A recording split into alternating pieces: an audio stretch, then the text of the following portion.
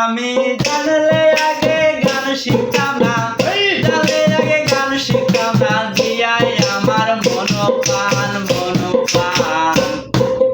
বিপদে পড়েছি ভাই রে শিখা বাউলা গান রে, বিপদে পড়েছি আমি শিখা বাউলা গান।